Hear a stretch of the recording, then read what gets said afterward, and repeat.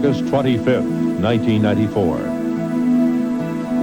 I understand on Nightline tonight, the program is going to be Why Are People So Fed Up with Washington?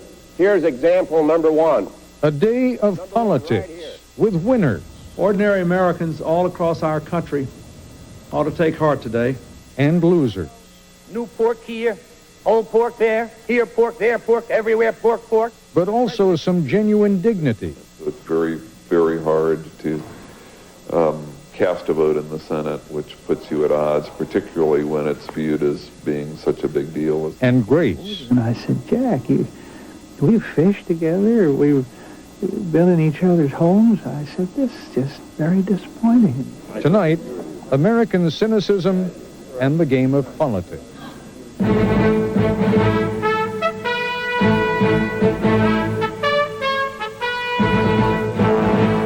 This is ABC News Nightline. Reporting from Washington, Ted Koppel. If you have grown accustomed and perhaps even a little addicted to watching the media dump on members of the U.S. Senate and the White House and the political process, this program may be something of a disappointment.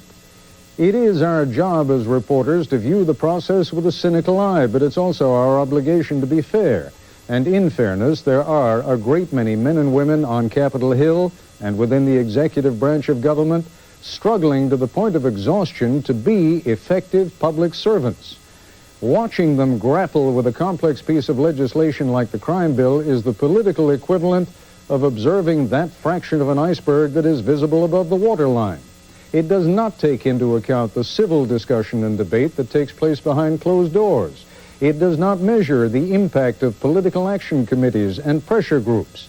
It ignores the stress of raising funds and fighting for re-election, or the genuine hurt of being criticized and sometimes mocked and humiliated by those of us in the media who are responding to our own competitive pressures. Late tonight, here in Washington, the U.S. Senate passed the hotly debated crime bill by a vote of 61 to 38. That's the headline. It's also the simplest part of the story. You may remember G. Gordon Liddy from the days of Watergate. Suffice it to say that he was one of the few who never publicly recanted or regretted or cooperated with investigators. For that, he spent several years in federal prison. And yes, your eyes do not deceive. He is now a radio talk show host. I thank you very much for being the leader of the Clinton resistance movement. Well, like it or not, and this White House certainly does not, G. Gordon Liddy is part of the political process in Washington. We're looking forward to 1996 when the theme music is going to change for one day. That's the day after the election. You know what we're going to play? That wonderful song from The Wizard of Oz, Ding Dong, the Wicked Witch is Dead. If you consider that mean-spirited, it's not much more civil on the floor of the U.S. Senate these days. Here it is, old piggy. There are a lot of us who are just plain sick of trying to stop this gravy-sucking hog called the federal government and its liberal friends from eating us alive. It's not the pig we're looking at, it's other stuff, and if it looks like it, and it feels like it, and it smells like it, we know what it is. Except that the public debate does not do justice to the real struggle that a significant number of senators are waging with their own consciences. Republican Senator John Danforth reached the painful decision today that he would break with his own party. People are so dismissive of all of us now, politicians, media, it doesn't make any difference. I think it might be helpful for some of them to know that sometimes when you do something which you know is going to cause a lot of flack, it's a difficult and painful thing to do. I wonder if you would describe that a little bit. They called the Senate a club. Well, it's sort of a sub-club to be part of a party within the Senate. You eat together, you see each other all the time. There's a lot of fraternal feeling within the Senate and with members of your own party. So it isn't a light matter to break with it. It really is very difficult. So it's very, very hard to cast a vote in the Senate, which puts you at odds, particularly when it's viewed as being such a big deal. I called him first because I thought he would be the one, of maybe the 3 or 4 I needed to contact. The man whose job it is to keep all Republican senators from straying off the ranch is the whip, Senator Alan Simpson of Wyoming. And I said, Jack, we fished together? We've been in each other's homes? I said, this is just very disappointing. And he said, yeah, it is for me too. And we hung up. I'm going to support it because of a couple of things. One, I do believe that no matter how many police officers we hire or prisons we build, as long as kids are just on the loose after school without any home or any place to go, we're not going to succeed in keeping the lid on crime. So I think that the prevention aspect of the crime bill is worth doing. We talked and gave each other a squeeze, but, it's tough, son of a bitch. It's tough. It's tough. And you have to do that with people you really care about. And I don't whine about it. I mean, that goes with it. But it's a contact sport, and I don't think people realize the terrible ripping of... and George Mitchell, there he is, probably getting scoured by his troops. When are we going to get out of here? I miss fishing with my kid. Shut this joint down. It's heavy. This is it? This is the motion to waive the Budget Act, and we will come up with 40 votes. Maybe at high point we need 41. As Alan Simpson walked onto the Senate floor, he knew the math. Without John Danforth's vote, the crime bill could not be blocked. Staffers at the White House knew less than Simpson. They huddled around a television monitor, pacing and waiting.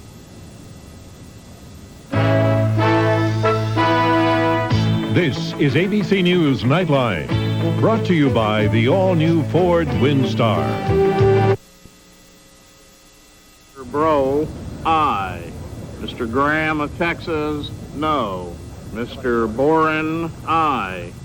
On this vote, the yeas are 61, the nays are 39. 3/5 of the senators duly chosen and sworn having voted in the affirmative, the motion is agreed to. The motion to waive the Budget Act having been agreed to, the point of order falls. At 4:40 this afternoon, White House staffers permitted themselves a moment of celebration. It was only a procedural vote, but it cleared the way for tonight's final vote on the crime bill. Across party lines. Less than an hour later, President Clinton called reporters to the Rose Garden to recognize the moment. Today, senators of both parties took a brave and promising step to bring the long, hard wait for a crime bill closer to an end. I want to salute the senators of both Republican and Democratic ranks who put law and order, safety and security above politics and party. Ultimately, for the process to work, the White House has to achieve a level of cooperation with Congress, and that may be the single greatest burden to be shouldered by the President's Chief of Staff, Leon Panetta. When I first came to Washington in the mid-'60s, Republicans and Democrats had differences, but it was never the depth of the kind of partisanship that you see now. I can remember when the House first decided to televise its proceedings, one of the concerns by the older members was that once that would happen, members, instead of talking about issues and getting things done, would be playing to the camera, so to speak. And so there was always that concern. I felt that it was better to get that kind of presentation out to the public just because I thought it was better. But because members now know that if they hit a 30-second soundbite, either in their speeches or what have you, and then it's going to wind up on the evening news, it affects the way they speak to issues, and it affects ultimately the way they vote. And I think that's had some impact on the ability of the institution to really work through the issues on the basis of substance rather than the politics. Let's go from the 30-second soundbite to talk radio. We spent a little time this morning with G. Gordon Liddy. There's a program over there in Virginia which is broadcast nationwide. Clearly, he is not a friend of this administration. But so what? I mean, does that really have an impact? It's a group of things. It's not only radio, but it's also television. But the key is that there are some emotional triggers that are used more and more now. And so that instead of a radio talk show talking about the substance of an issue, they go immediately to these emotional triggers because that's what wakes up their audience.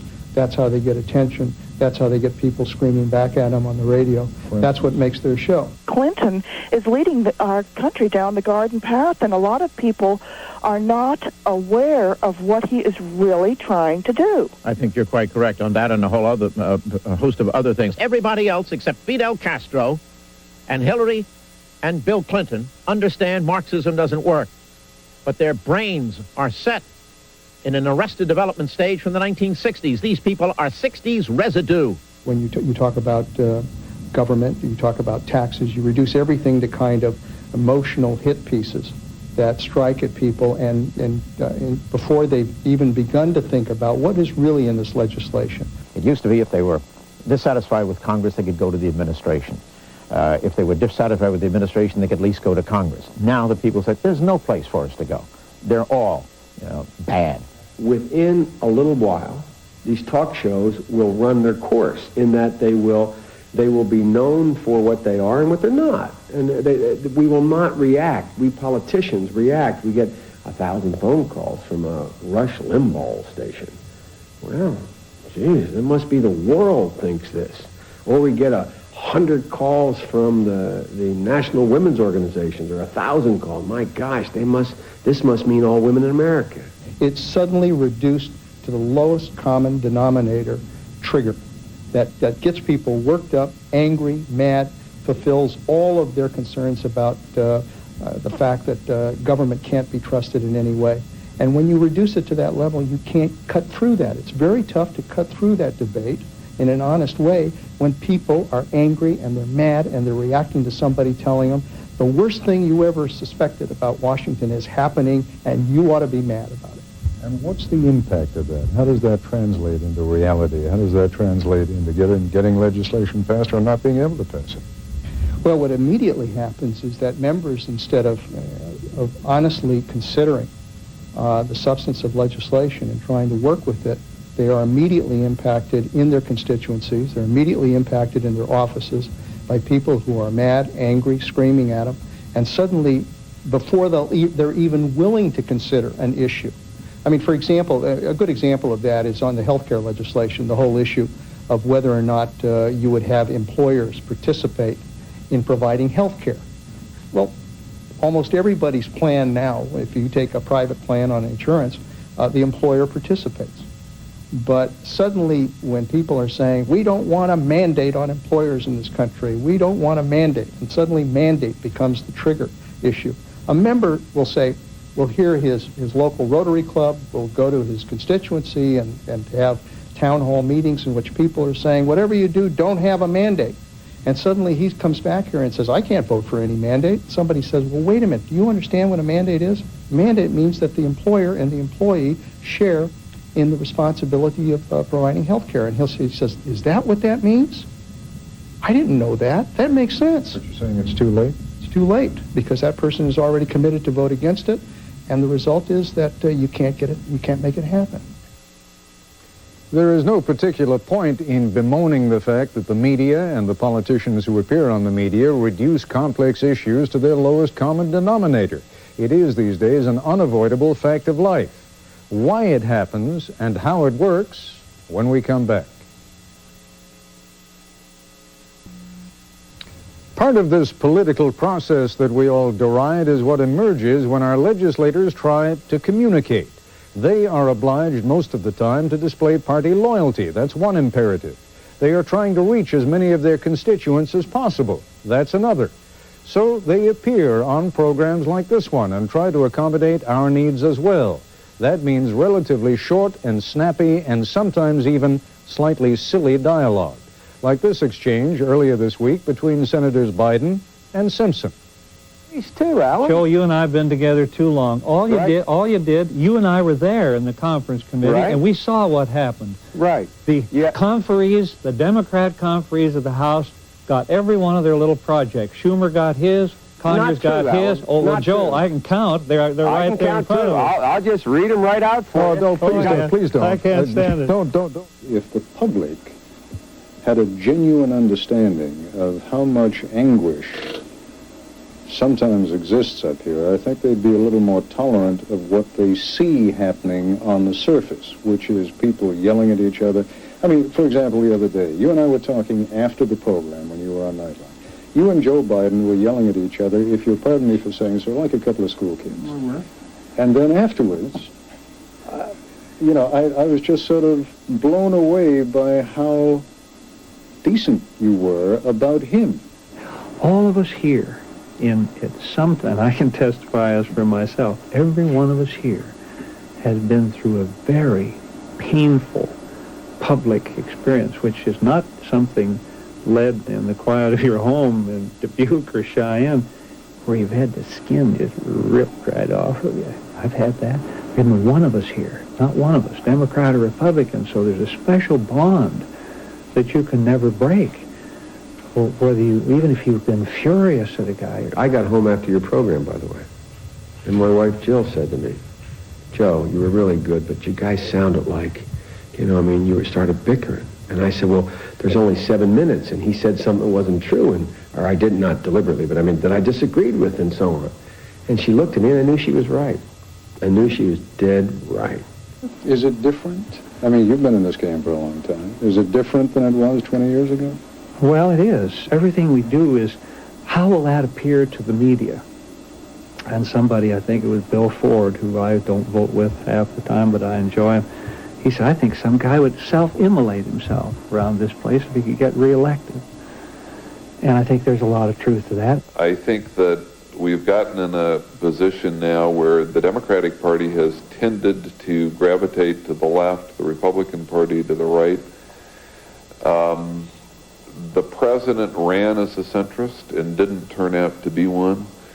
He's not really used to dealing with Republicans. He comes from a one-party state. He started right off the bat with an economic program which drew very clear lines between the two parties. And ever since then, it's been very much of a knockdown, drag-out fight between Republicans and Democrats with very few exceptions. But you're too fair a man. I've known you too long to leave the impression that you think it's all the president's fault. No, I think that it's a combination of things, but I think that in part it is the president's fault. I think that he's much more ideological than I took him for at the beginning. I think another part of it is that a lot of Republicans have come to the Senate from the House. In the House, they're used to be treated like dirt. I mean, you may as well not be alive as to be a Republican in the House of Representatives. And when people are in that position, and then the way they respond to that is to be bomb throwers. I mean, why not? You're not going to be taken seriously. The status quo is truly being shaken. And when it's shaken, and at the same time we're shaking that status quo, they see it all. Bismarck's old admonition, 2 things you don't want to ever see made, sausage and legislation. I think he said legislation. I may be mistaken. Making laws. Yep. How do you cut through the noise? And when I say the noise, I mean all the partisanship. You're coming up to an election now, and then right after the election, you'll be into the whole mood of the 96 election, and it's going to be even tougher to do business than it has been until now. That's a gloomy prospect. I worry about that. I think the president worries about that. I think, frankly, the American people ought to worry about that, because it really goes to the heart of whether or not our system of government can really do what it's supposed to do. If all we're doing is responding to the noise, if all the American people are hearing is the noise, and not cutting through and trying to see if there are ways to solve problems in this country, recognizing that the way you solve problems is working through your elected leadership, and that's what it's all about. But if the noise level gets so high and the partisanship gets so high that you can't begin to develop the kind of answers that need to be developed, I think it threatens the very form of government that we have. Because that's what we rely on in this country. We rely on people of goodwill to try to work together to solve problems. What's going to happen now? Where are we? Where does this take us? I mean, has a logjam been broken now, or are there just so many hurt feelings that it's going to get worse when we come back after the break? We'll do a little of that, and then we'll get out of here, though, and we won't come back till September 12th or September 19th, and we'll need that. And then we'll do a health care bill, which is just totally in disarray. This crime bill will come out of here in some form, but either way it goes today, and we still have, chance to get the point of order. Either way it goes, we'll get out of here. We need to get away from each other, need to get back in the bosom of your family and go home, because the very lot of volatility this year. I mean, it's palpable. It's like an engine with the bushings burning, and I think they're going to do here in the U.S. in November what they did in Canada and Japan and Italy, and just throw people out by the metric ton. I'll be back with a closing thought in just a moment. The process is never over. The crime bill, which stands tonight as a rare and much-needed victory for President Clinton and the Democrats, will eventually be judged for its actual value as a piece of legislation. The jury is still out on that. And in a day or two, my colleagues and I will begin reminding you that this one was one that the president had been expected to win easily. What has been temporarily lost in the shuffle, after all, is the health care reform package, which has now been shelved until after the Labor Day recess, and which is unlikely to be passed before Election Day. If anything, it will be more difficult then to get a controversial piece of legislation through the U.S. Congress. That's our report for tonight. I'm Ted Koppel in Washington. For all of us here at ABC News, good night. Nightline is a presentation of ABC News. More Americans get their news from ABC News than from any other source.